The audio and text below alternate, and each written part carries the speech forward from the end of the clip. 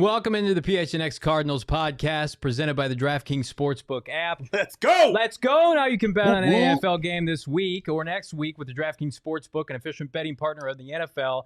New customers who bet just $1 on either team can score and win $100 in free bets. When your team scores, like the Cardinals today, you score. Just remember to use that PHNX code when you sign up. Arizona Cardinals, undefeated on the road, beating the Seattle Seahawks. Just show them your T-shirt. Just show them your T-shirt. Go. Maybe we're just fucking better. Maybe we're just better than everybody else in the NFL, even with no Kyler, even with no D-Hop.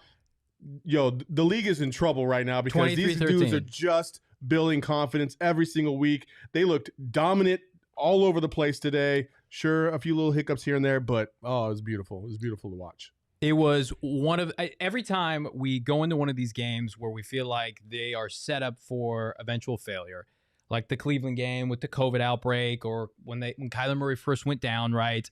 I think in my mind, let's build in some excuses, right? Just trying to get to the bye. Kyler Murray was announced inactive, was brought up last night by Adam Schefter. He probably wouldn't play. Thinking, oh man, Colt McCoy, Seattle season's on the line. It's not going to work out. Well, they won 23-13 today. They won their sixth straight road game by double digits. They should have won by more than that, Frank. And it was one of the more. We have so many impressive performances to talk about. It's hard to know where to start. This is the medicine that we all needed. This is the medicine we all needed. We needed this type of performance. We needed these guys to go out and play. This is the medicine after a terrible, terrible showing versus the Carolina Panthers, and then to come out and look, not have Kyler. Still not believe in Colt, but give it 50-50 chance because you didn't think he was going to be able to make it through a Seattle team that really wanted to come out and prove something themselves. But guess what? The guys showed up. They had energy. They had a reason to play, and it looked like they had nothing but a desire to go out and get a win versus the Seattle Seahawks. I said this morning that the only reason why Seattle would be close is because of Colt McCoy. But Colt McCoy came out and balled out. Yes. And listen, I said this morning that the Seattle Seahawks were not a good team. They were not a good team. And the only reason why we all feel the way we do about Seattle is the mystique of Seattle over the last decade. Other than that, those bums ain't shit, period. We proved it today, and when they come to our house, we'll kick the shit out of them again. Damn. Yeah, they're a shell of their former self, and the only thing that's kept them as glue with a flawed roster is Russell Wilson. I'm hyped, baby. You are. Let's go. 9-2 entering the bye and going 2-1 with your backup quarterback, and you got time now to get everybody healthy ahead of Chicago, which, by the way, PHNX, we will be there in Chicago in 2 weeks.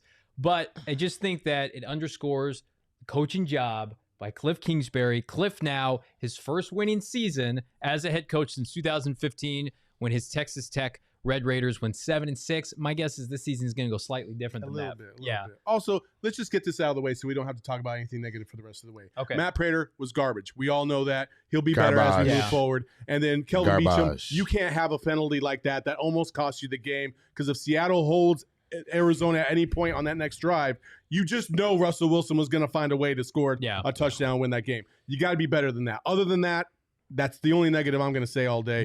Because I thought, as a whole, this team bouncing back the way they did off of that Panthers loss, to me, maybe it's just recency bias, I thought it was the most impressive win of the season. Well, Prater will give him some grace. He had a baby this week. Maybe he didn't get a ton of sleep. So, Matt, rest up during the bye week. Yeah. Well, congratulations on the baby, but God, do your job. Anyway, look, we got the win. It is a great win. The performance of the team, the leadership that you saw out of Chandler, Marcus Golden, James Conner, you saw those guys will themselves to come out and play in another hostile environment. And then yet, one thing I said, I know for a fact, after a nasty win like it was last week, they had no choice but to come in and be very hard on the players. Don't think about the bye week. Think about that nasty taste you left in your mouth, that also you left in the fans' mouth at home. You need to go on the road. You need to be focused, disciplined, and they did that. It showed. Look, Colt McCoy was amazing. Like, just absolutely first-string style quarterback, and he looked good. The game plan was absolutely fabulous. Look, every time I keep talking about a game plan with Colt McCoy, I keep thinking about tattoos with this dude, though.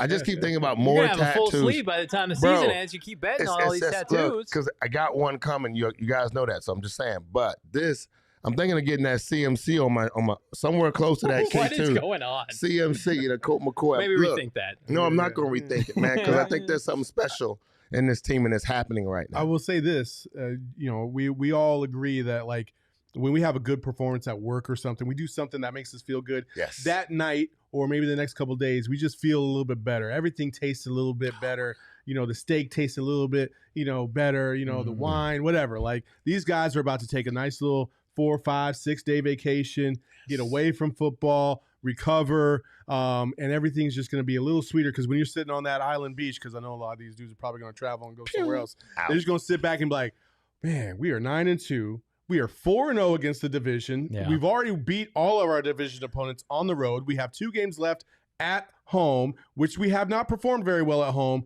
We'll rectify that in the second half of this season because we got some big-time games coming up.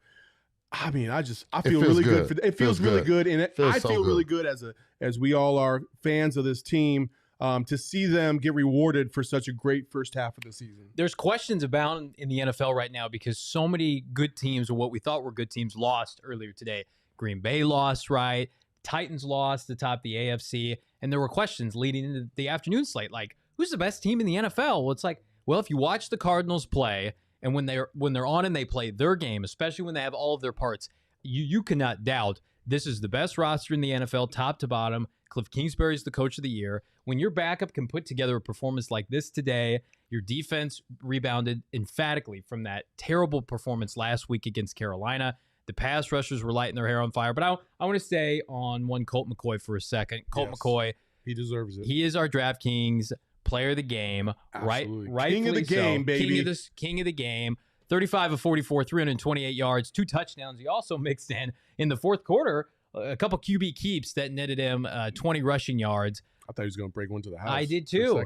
This dude came into the game, strained pec, didn't know if he was going to start by all accounts, and put up a performance that, I mean, if they go on and get the number 1 seed in the NFC, which is very much back on the table with Green Bay's loss, you're going to look back on this performance by Colt McCoy and saying that was a huge component in their success. You always, I constantly try to say this one, that a game plan that fits you allows you to go out and just be you and do your job.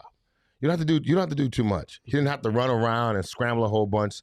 The offensive line knew exactly what they were doing. The offensive line played really good against a really good defense up front. At least that front seven's really good. Mm-hmm. And he got the ball out of his hand. He controlled the game well. He made a lot of great throws, and the guys made a lot of great catches, which was important. They got Zach Ertz into the game. That opened up some of the running plays. James Conner, man, he's just balling. I mean, I'm not going to say that he's balling, keeping these guys energetic and motivated, but to watch what Colt did, to see how he managed and made sure he got guys involved. He hit 7 receivers today. Yeah. Like, he got the ball to everyone today. Look, Rondale Moore caught 11 passes for 51 yards. Come on. Like, that's not like major in how much in regards to, yardage or yak, but in regards to him just getting the ball out of his hand fast enough to give him a chance to make some plays. I thought that was special. So the game plan was on point for him, and he just went out and executed it in a very, very good way. Big day. Big day. Yeah. The Cardinals came through at a time where they absolutely needed to, because everybody else that was either tied with them or just behind them in the standings for the race for the number 1 seed, if you will, lost. Yeah. The Packers lost. The Cowboys lost. The Bucks are playing tomorrow night. It's great to see that, because you know how the Cardinals might not sit there and say that we need the number 1 seed, and obviously, according to their road victories this year, all of them by double digits, they probably don't need to be the number 1 seed. They could probably go on the road and beat whoever, but It's always nice to play at home. Yep. It's always nice to not have that, headache of traveling and all this other stuff. And the Cardinals got 6 games left in the second half of the season. I always say the half because I feel like the bye is kind of the divider. And 3 of those games are against probable playoff teams. Obviously, you got the Colts, you got the Cowboys. I'm missing somebody else, and the Rams. Yeah, those 3. But then you have the Bears. You have the Lions, the Seahawks again, and the Seahawks again. So by that point, they might just be ready to throw in the towel. They probably will. Last game of the season. Russell Wilson looked like he wanted to throw in the towel already. So we ship Russell Wilson's ass to the AFC in the offseason. Blow that sucker up. What we saw today, Pittsburgh. That is not the Seattle Seahawks that we've known for. I mean, that team won the division last year. You would never think it. Looking at it now, it's been horrific roster management. They paid 2 firsts and a third for Jamal Adams, who had the goof of the game when he basically tried to tackle Zach Ertz at the goal line when got pass interference. That led to the James Conner go-ahead touchdown, or the ending touchdown, if you will. So to me, I couldn't have been more impressed with Cole. I didn't expect this performance. We talked about it on the tailgate this morning. I may or may not have had some bets going against Colt McCoy because I very much did. I will eat all the crow. My bank account's suffering. I'm sure my wife's not very happy with me. But at the end of the day, he went in, number 12 did, and out-dueled their number 12. I mean, they brought the house today, their fan base. They were pissed. They were booing. They wanted to will their team to victory to get right, because Seattle's schedule in the second half is a lot of B and C teams, a lot of 3rd and 4th place teams in their division.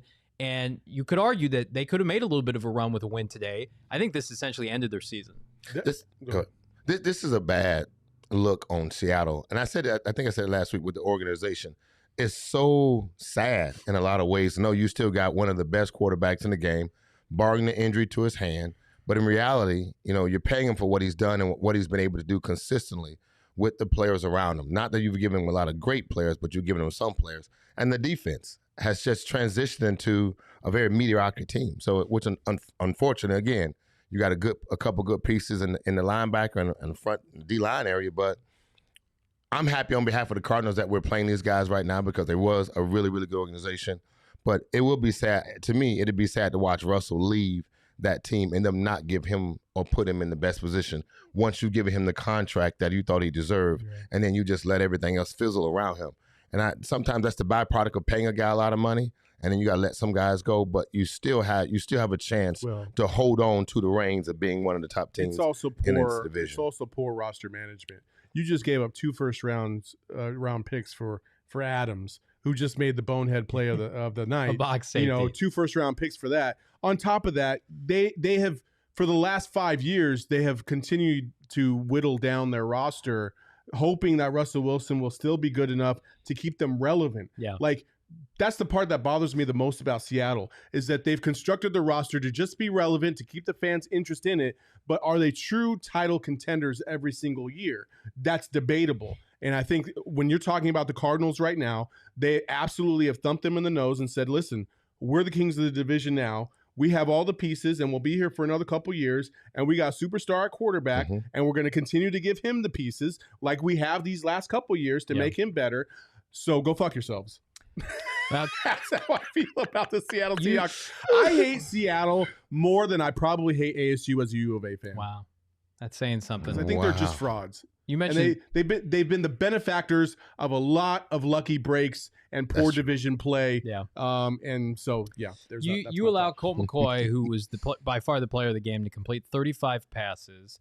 Zach Ertz 8 receptions. Rondale Moore 11 receptions. Antoine Wesley 4 receptions. I thought he had a good game too. Yeah. AJ Green had a monster game, 4 for 78. The distribution from Colt McCoy to completely outclass Russell Wilson in his building. All we heard about, the rehab of the finger, and they're going to come back and they're going to make a run. Russell Wilson today, 14 of 26, 207 yards, no touchdowns. Nay in the chat said D-Hop started but didn't finish. No, D-Hop didn't play at all, just to give you a heads up. It looked like D-Hop. A couple of those early AJ Green catches. He and Zach Ertz were phenomenal today. Nice to see AJ Green put past the rocky performance against the Packers at the end. He's been relatively quiet of late. And this is the AJ Green that we had seen for the first half of the season. Avery Allred, I assume he's a Seahawks fan. He's in our chat. He says, because our organization is shit and no one above Pete Carroll will make moves, so fans are booing. Yeah. And they were booing loud today. Yeah, well, Pete Carroll, the kind of the story is when Paul Allen, the owner, died, he gave the team to his sister, who's not crazy about football, not as passionate as Paul was. And so Pete essentially acts as the GM. He makes all the personnel moves. He made the move for Jamal Adams. He's got too much power now at 70 years old. It's part of the reason Russell Wilson won it out last offseason. Yeah, it's rough. But going back to the Cardinals, again, defensively, I thought they didn't play a crisp, clean game. I'm still worried about stopping the run. Yeah. Because they still have a tendency to give up gashes. And then there was a couple just kind of, absent-minded plays where they gave the tight end like freaking 20 yards on the out. Like, why? On a 2nd and 15, why are you playing 25 yards back? That's what it felt like. Outside of that, what I do love about this team, and it's ironic that we're playing the Seahawks, is that, the Legion of Boom, they came with bad intentions. Mm-hmm. Like every time they hit you, they wanted to do something. They either wanted to hurt you, take the ball from you, they wanted to embarrass you. Yeah. When I look at Jalen Thompson, when I look at Isaiah Simmons, those dudes come Buddha. with bad intentions. Buddha, like they want to hurt you. Yep. They want to put you down, and they want to put you down for the count. And then to see Chandler Jones finally show what he's worth, on top of also Marcus Golden. Mm-hmm. Fantastic job all the way around getting to Russell Wilson. They were confused. Vance Joseph had a phenomenal game schematic wise. Yeah. And Cliff and Colt on the other side managing this game. It was picture perfect execution on game management. Even when you go back to the first quarter, and they basically ran out the entire first quarter, scoring a touchdown. I mean, we got to halftime in an hour. That's game management right there. Just soul-sucking That's drives. just running the clock, doing what you're supposed to do, and taking the opportunities when you see them. I was clamoring for downfield throws. Yeah. We got a couple of those just to take a little bit of pressure off the top, and that paid dividends across the board. Want to give some love to Elon Musk in the chat. $2 super chat. Still waiting for my Tesla, dog. Elon here. Glad Connor put it away at the end, as are we. Thank you, Elon. Low Tone Capone says Christmas game is going to be scary good. He's referring to Colts at Cardinals. That'll be a fun one, as well as the upcoming Monday Night Football game between the Cardinals and the Rams. It is Lumen Field. Lumen Field. So they changed it from CenturyLink. Yeah. So Chandler Jones is 10th all time in sacks at Lumen Field, and he's the only one that has not played for the Seahawks to be on that list. Frank, let me ask you a question. So in your time, you played with a lot of backup quarterbacks, right? And to go into a game like this, hostile environment historically, and for a quarterback like Colt McCoy to be able to put this team on his back, not only this week, but he's gone 2-1 in his 3 starts, right? In mop-up duties of Kyler Murray. Like, what kind of credibility does that bring to the rest of the team with Colt McCoy? I mean, honestly, I always ask this question. I always say, what is being said in the huddle? Yeah. What is being said by your leaders? Because I think that is the determining factor on how focused I am, how geared we are up, how geared we are. I got to ask you now, since you said it. What's that? What's the most, like, was there ever a moment when you were in the huddle with a quarterback, you don't have to say what the quarterback's name is, that they said something and you were like, what the fuck? Yep. Absolutely. Do you remember it? Absolutely. Oh, tell it. You got to tell us now. Absolutely. He ain't watching. You can tell us. No, man, I can't say it, man. Because you'll know exactly who it is. But it's some of the dumbest stuff you ever hear. You just like, go look it up right now. You'd be like, what did he just say? Like, it's some bad. Look, you give your quarterback the opportunity to try to be the leader, and he's supposed to have the voice. And then in truth, sometimes they just missed that window of really trying to capture that moment. I'll give you a good thing that one person did say was Jake. When Jake first got in on his very first start, or he came into the game when we was in Philly. We was in Philly and we was down literally in the end zone off the 2-yard line. Didn't you score the game-winning touchdown in a game at Philly? I could have been. Okay. I mean, I'm still. Did so many of those. I had a couple of good. My moments are so great. It's hard to determine that. But Jake came in for the first time and he said, "Hey man, let's go. Let's stuff it down there and go 99 yards and get a touchdown." And he did.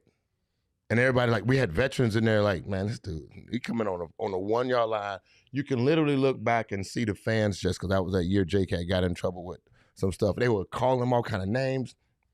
They had signs up with his stuff. They were giving him the business. They was cussing. We can look right at them, just exactly how we're looking at the screen. We could look just at the fans. You could see their faces and their fingers. They were giving us the business. Jake said, man, let's go out and let's go 99 yards, man, and score a touchdown on their ass. And boom, we did it. And after that, the guys realized that he had the voice and the ability to control our team. And that's why I say about, what is being said, what you're hearing. Mm-hmm.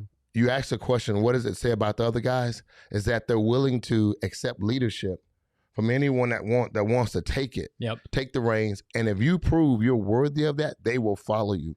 The guys went out and made plays today. All throws wasn't great throws, but in truth, it was pretty special for the guys to make the catches they made. They get paid a lot of money for whatever that has to do with it in the conversation. They went out and performed. They didn't just play, they performed. And that was something that was pretty special to watch these guys do. And so when you got Coach saying what he needs to say and he's doing his job, he's being a backup.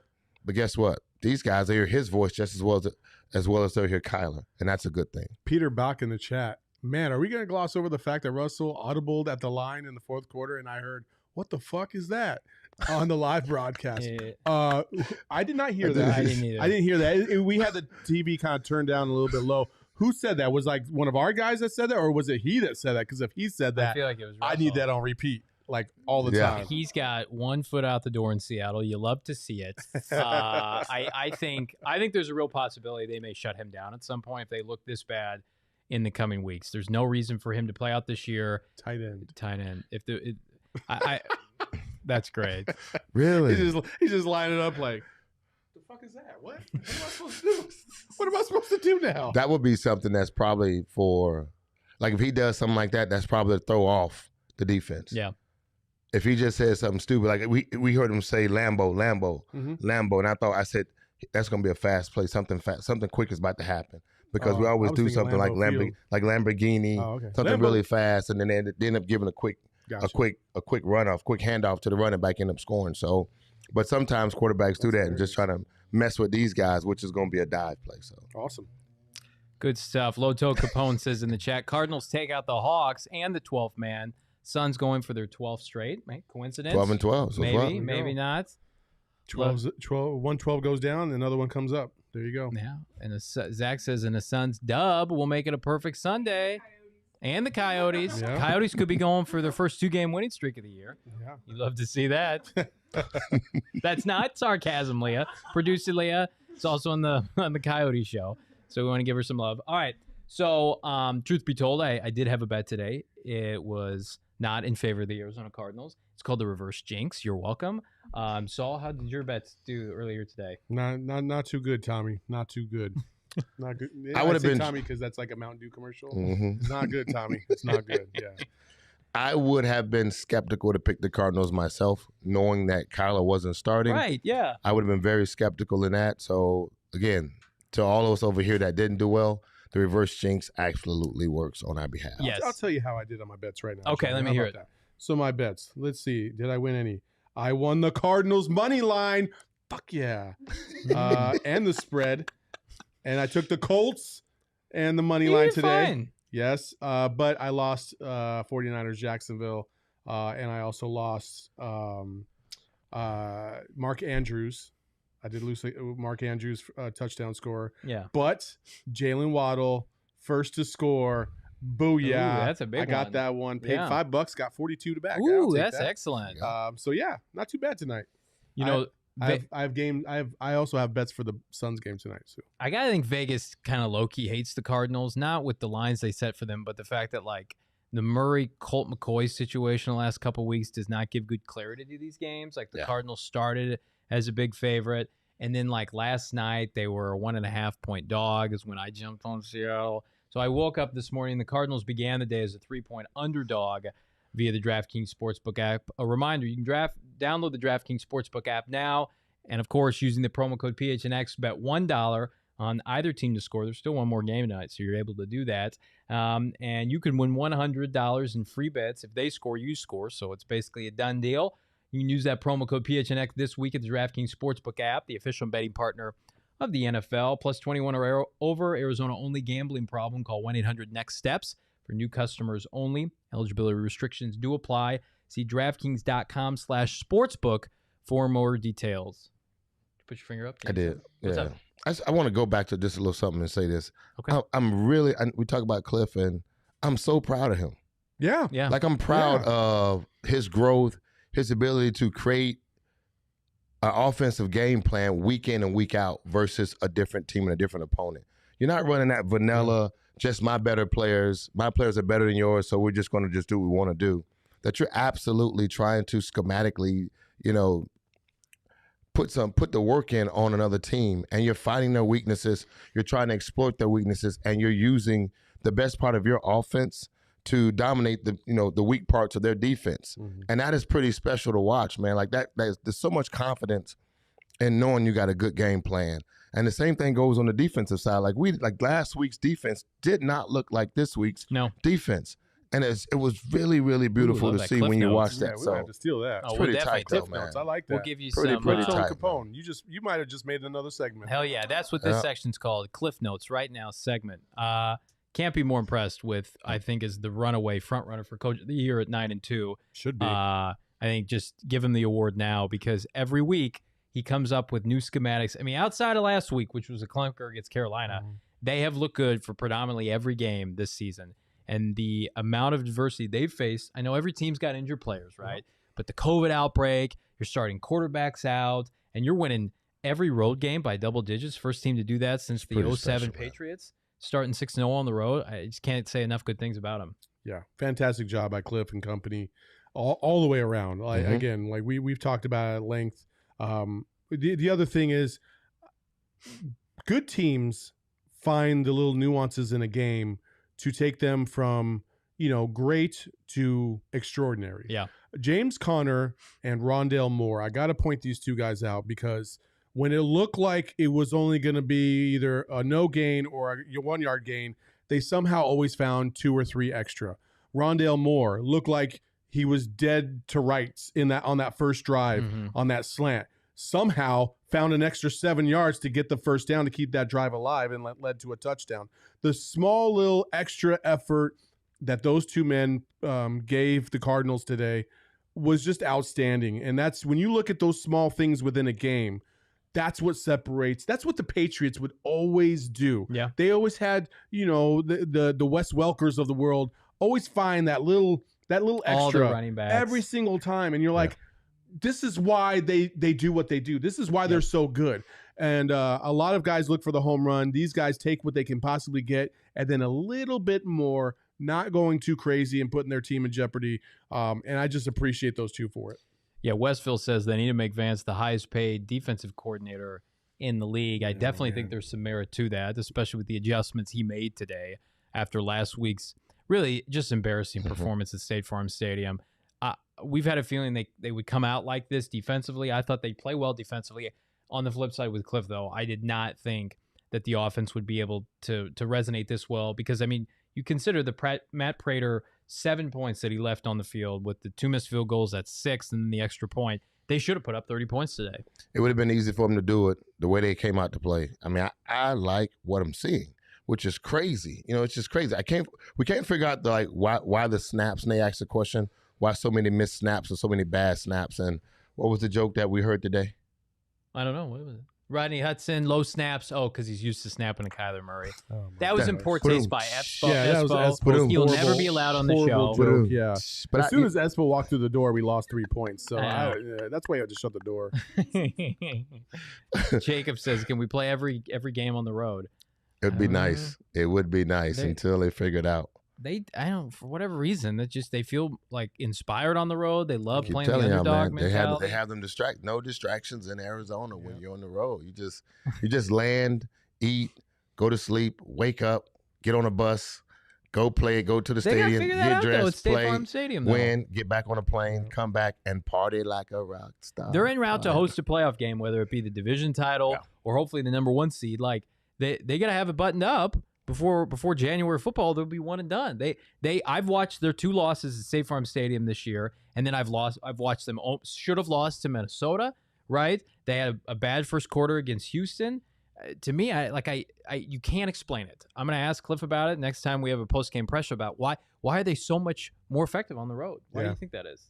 I don't know why it is. I know Frank, likes to talk about, just the distractions of being at home, but even that to a certain extent, like you get used to those things, so they shouldn't be as prevalent as they are. Maybe for some guys, like, you know, if you're a veteran, you know what the deal is, and if you're a married veteran, you also, you know, your wife probably knows what the deal is too. Like, hey, you know, you can handle the tickets this week because, you know, I just need to focus on the game. Like, why not, right? So I don't know how much merit I give to it. Of course, I'm sitting here talking to Frank Sanders like I played in the fucking NFL, so I don't know what I'm talking about. But I will say this: for every negative, there is a benefit to playing at home. You get to sleep in your own bed, and you know the comforts and the familiarity with your routine is there. On the road, it's a little bit different, but you know when you go on the road, you get that heightened sense of awareness and readiness that you need to have, and you prepare that way. So maybe that's why these guys are just coming through on the road. I have no idea.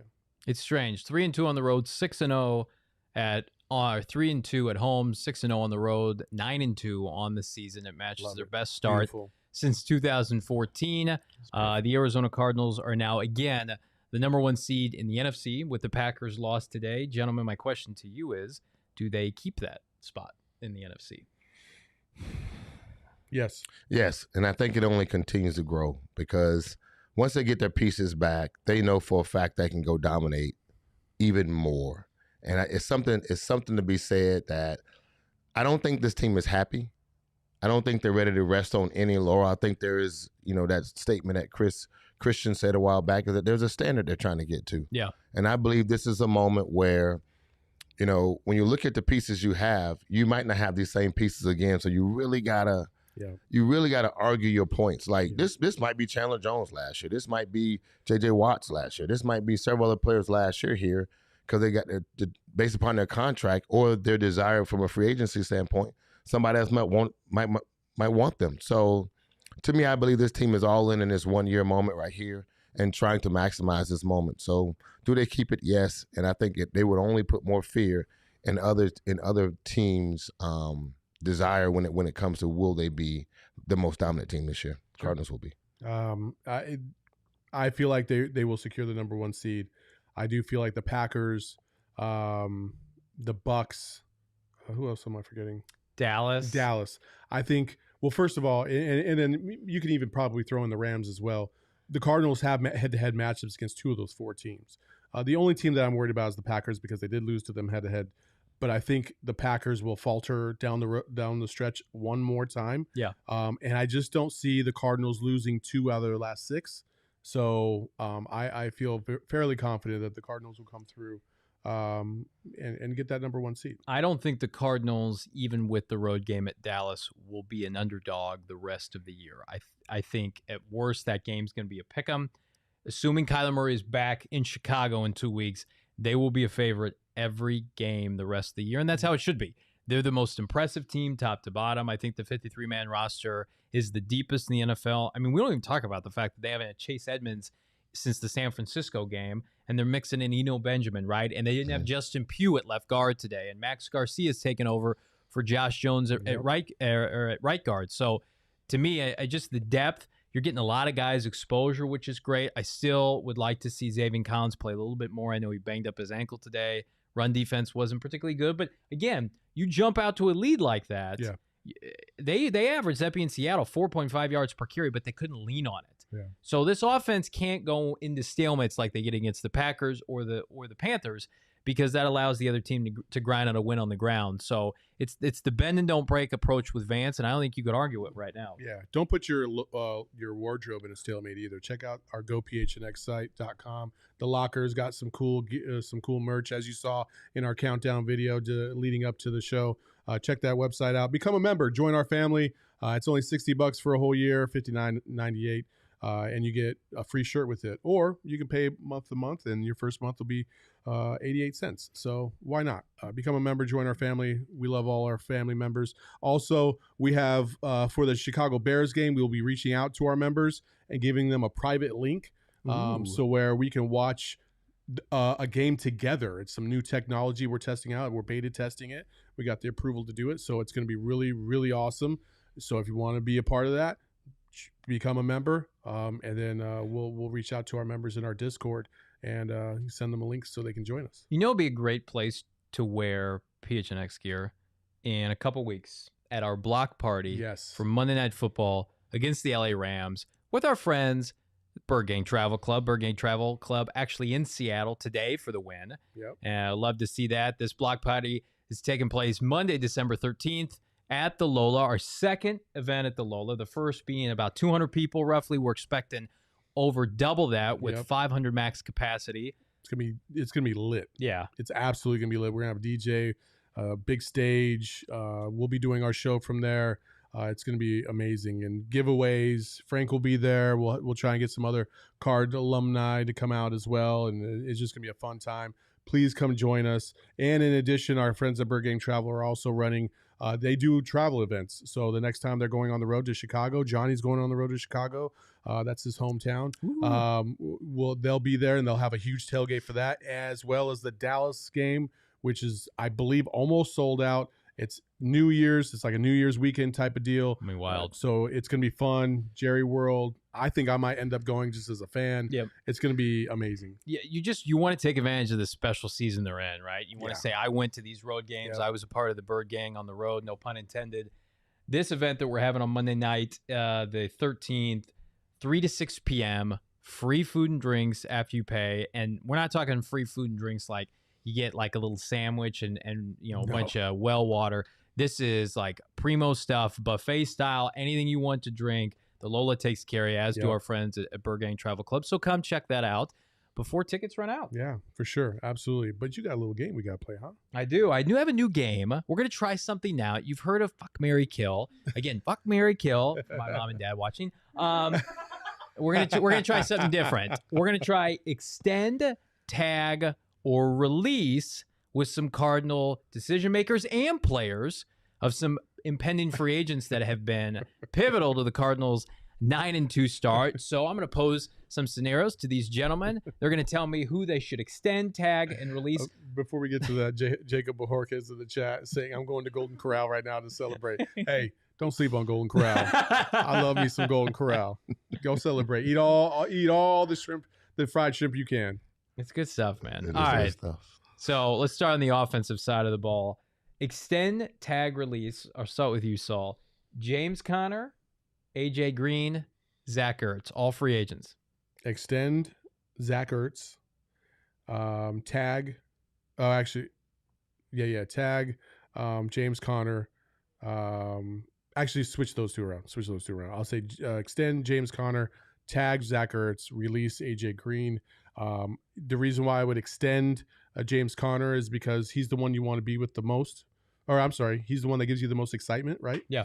And so you want to extend him, but maybe only for a year, maybe for 2. Yeah. And that's about it. That's about the lifespan of a running back, especially at his age, NFL wise. And then you want to marry. You want Zach Ertz a part of this organization for at least another 2, 3, maybe 4 years. So that's the long-term play. And then AJ Green, had he turned around for the ball a couple times, then maybe I would have switched him around. But for right now, he's the weakest link of those 3, so that's why I would release him. All right, Frank. Extend, tag, release. Connor, Ertz, Green. I release Connor. Connor with 20 touchdowns. I release Connor. I release Connor because he's going to ask for too much money, and so I can't do that. So he's not the epitome of my offense. Yet he is a good person in the offense. I can go get probably another bruiser from another place that will do similar to what he does. His energy is infectious. What he does, he scored touchdowns. Yeah, I scored touchdowns, and so he keeps the chains moving. So, but what he will ask for next year financially is not what I can get from what I have to pay AJ Green, and AJ knows that. So I'll keep him because of the desire to have 2 good targets for Kyler Murray. And then I will definitely have to tag Zach because I don't have to do a whole bunch with Zach, but in reality, I have to tag him only because his wife's here. He's gonna stay no matter what. But I need to give him the respect that he deserves. He left a team to come here to another good team. So I tag him, and I don't have to pay him. I can pay him out of the 2 guys. I think he's the best person to tag. Okay. I like your strategy. So I'm going to extend James Conner because I think I can get a cheap deal. I can get him for 2 more years for not a ton of guaranteed money. I'm going to tag Zach Ertz. There's no way in hell I'm letting now what could be the best tight end in Arizona franchise history walk away after his 88-yard performance today. And I'm going to release A.J. Green. I like what I see from Antoine Wesley. Rondale Moore's in the fold long term. And then, of course, Diop. I think they'll draft another receiver. And if you lose A.J. Green, you might even lose Christian Kirk. So you have, those salaries to combine to possibly get you another addition in the offseason. They got a lot of mouths to feed, man, but they've done a hell of a job accumulating talent on the offensive side. All right, let's flip the script defensively. Extend, tag, release. Chandler Jones, of course. Jordan Hicks. Robert Alford. Ooh. This is kind of easy one for me. Is it? Okay. Yeah, I would extend Jordan Hicks because I think oh wait, no, it's not so easy. I would extend Chandler Jones because I think Jordan Hicks, the longevity of Jordan Hicks, I think is going to surpass the longevity of Chandler Jones at this point. Okay. Chandler Jones will give you some flashes, but I just need to see a little bit more, and I don't feel like he's long in the tooth anymore. Like he's not long for this world, I would say, the NFL world. Gotcha. So I would extend Chandler. I would tag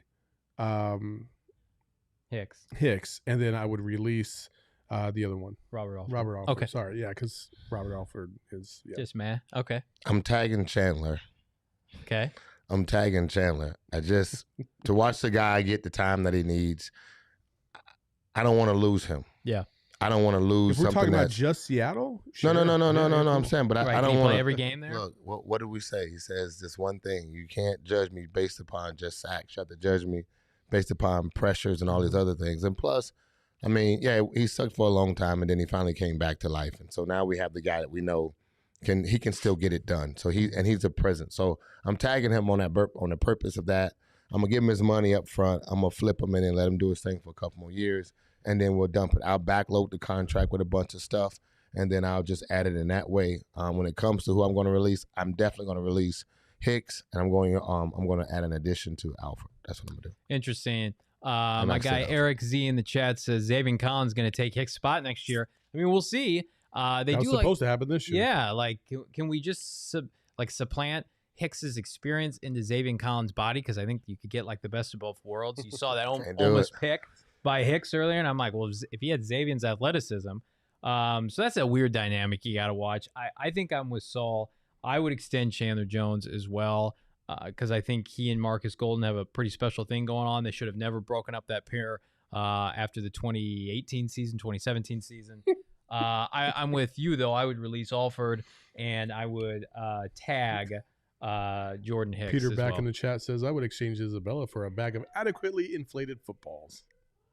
Oh, man, there's some yelling in the other room. There's a lot of Espo is absolutely going crazy in the next room. What is going on? He just said $1,500. So we were just mentioning about our game watch, right? Yeah. Well, Espo is literally on the DNVR game watch right now as they are watching with their fans watch the Nuggets-Suns game. Oh, hell yeah. So he is the Suns fan representing on that side. He's probably going crazy because Booker's going off, and he's giving all the Nuggets fans all the business right now, as he should. And as you should, if we should ever be in that same position. There you go. Did he yell $1,500? Yeah, I just heard him say $1,500. It must have been Jay Crowder again. God dang it! I forgot to put my money on Jay Crowder. I just heard him say $1,500. Yeah. DraftKings, man, they're just giving out money left and right. Jay Crowder is always like a plus 1,500 to be the first scorer of the game. Oh, and so if you put $100 on Jay Crowder, you just won $1,500. Damn. Be a lot better way than how I spent my $100 today. All right, extend, tag, release. Last one, front office style. Cliff Kingsbury, Steve Keim, Vance Joseph. Extend, tag, release. This is a tough one. I'm going to say, oh man, this is gonna be hard. I'm gonna say extend Cliff Kingsbury. Hell yes. I would say extend Cliff Kingsbury. I'm gonna tag. Do it. Vance Joseph. Oh, wow. Yeah, I'm going to tag Vance Joseph. I'm going to release Steve Keim. Peter says bye, Steve. I love Steve Keim. I think he's done a great job. I think he's one of the best GMs in the game. He had a rough go of it for about 2 or 3 year stretch there where on and off the field. I think he got a little too, he was smelling his own farts, as you guys said earlier today, a little too much. Yeah. I think he's humbled himself, and he's gone back to what he knew before and analyzed these guys in a better, more effective way. But I think you can get another GM to come in here and do similar types things because of Michael Bidwell in the house. Yeah. So that's the reason why I would choose that. I don't want to cut any of them because I think they're all makes the game hard. What about you, my man? Vance, you out. You're going to ask for too much money next year, and you're going to deserve it because it's desired to a defensive coordinator to become a head coach. But it doesn't have to be. This isn't like a Vance, you out. contract. No, it's gone. He's gone. It's gone. Out. Vance, you out. You too. Too much money. I'm extending Cliff. I'm tagging Mr. Kime, and I'm Vance, you're goodbye, out. Vance. Steve Kime, James Conner, 1-year deal. Traded for Rodney Hudson, Matt Prater outside of today, AJ Green, JJ Watt, Zach Ertz. Dude is on fire. Rondale Moore, Marco Wilson. Put together like one of the best off seasons in franchise history. You got to ride that hot hand. So I'm rolling with my guy Steve Kime for at least another year. I'm gonna tag him. Cliff is my guy though. He's our guy. Yeah, he is. I mean, there's several people already talking about Vance going someplace, and several other teams that's out there that's got a high interest in him. Once you put the pieces in place and the leadership with the voice, then you're really just gonna let the guys do their thing if they do it right. You just need somebody to come in and speak to the guys the right way. So I like everything he just said, and he liked everything I said, but we didn't like anything you said. So the last time we had a decent defensive coordinator go, it didn't exactly work out for him. That's true. Vance is going to be particular with his next spot, I feel like. He has to be. Yeah. He went to a dumpster fire in Denver. Yeah, terrible. You know what I mean? Like, it was just, he was not set up for success over there, and they wanted a scapegoat. And then they gave Vic Fangio a longer leash than they gave Vance Joseph, which is an atrocity. Yeah.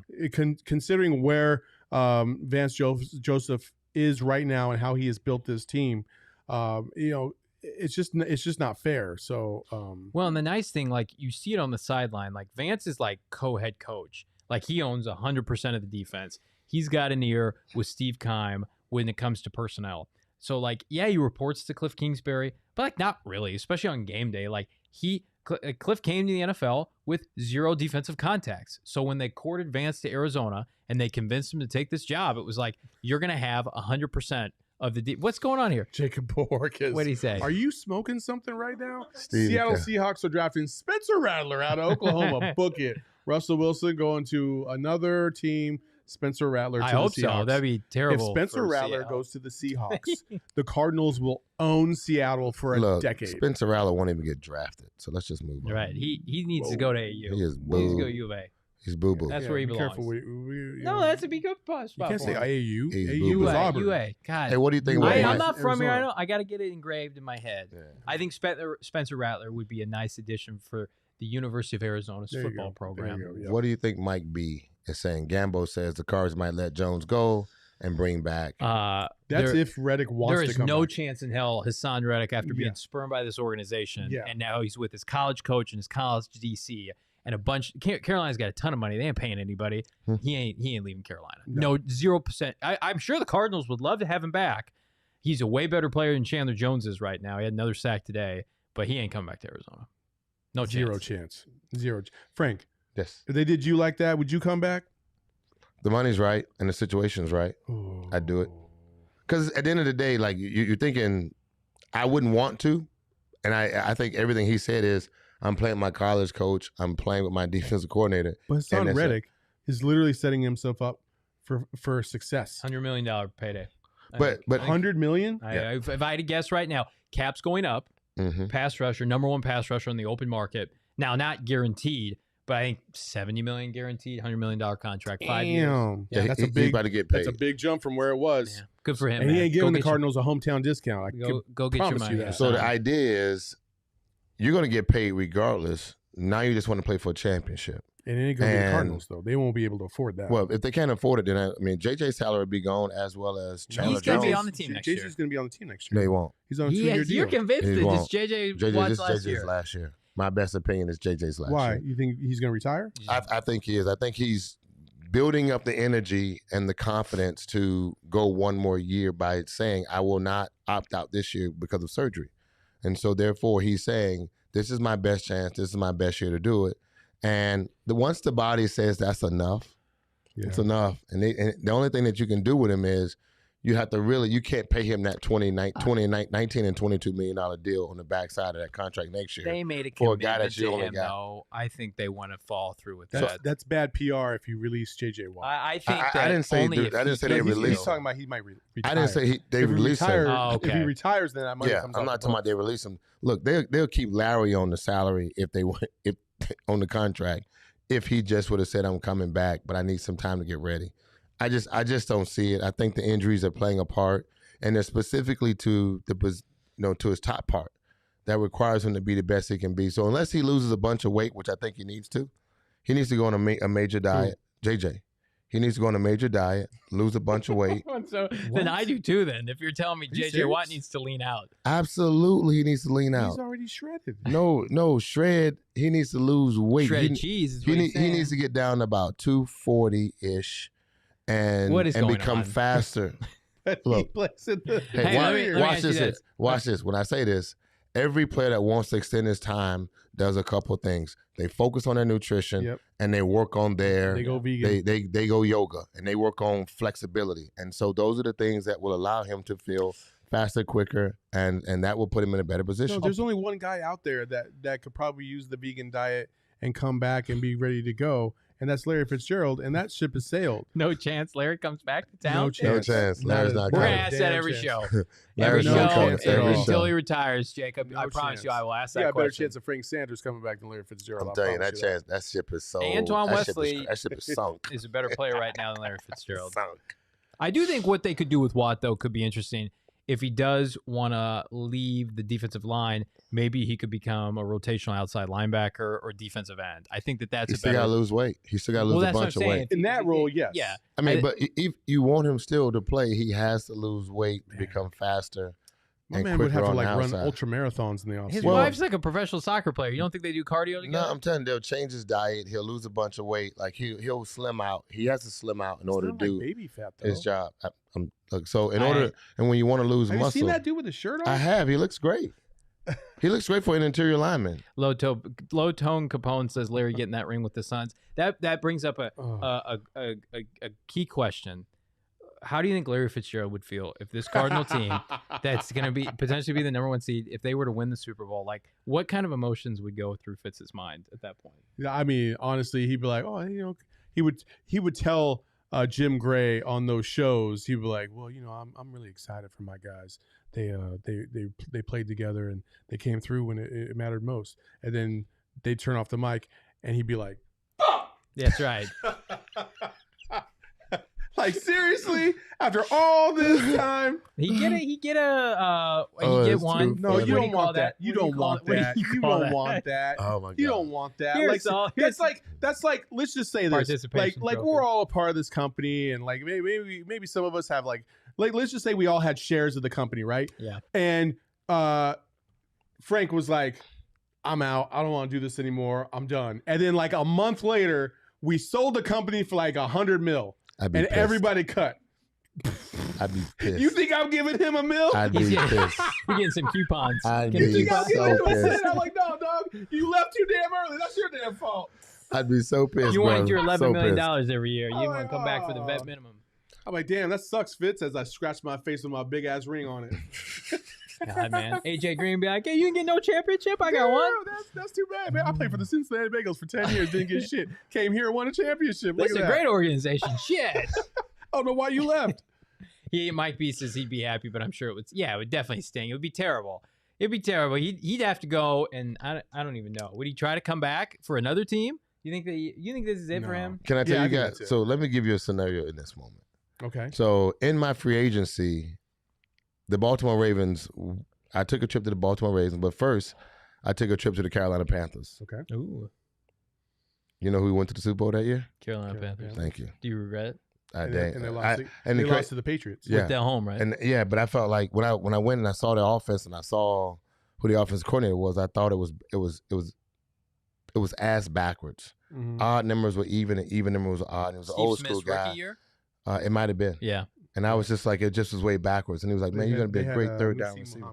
They did. Oh, he's in Chicago. And so I felt like we would have been a good package. Was their quarterback DeLome at the time? Yeah, yeah. It was DeLome. Yeah, it was DeLome. And damn. And I just felt like that was a crazy moment. So I go to Baltimore, and then I leave Baltimore after 1 year, and then I get a visit. I visit the Tampa Bay Buccaneers. And I look at John, I'm like, you know what, Coach? I'm going to go home, man. I don't want to. My hamstring's kind of funny.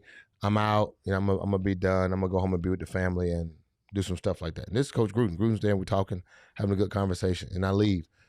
And just to add, guess who went to the Super Bowl that year? Yeah, the Bucs. And they won a championship. A little bit like. So how many microphones you think I had?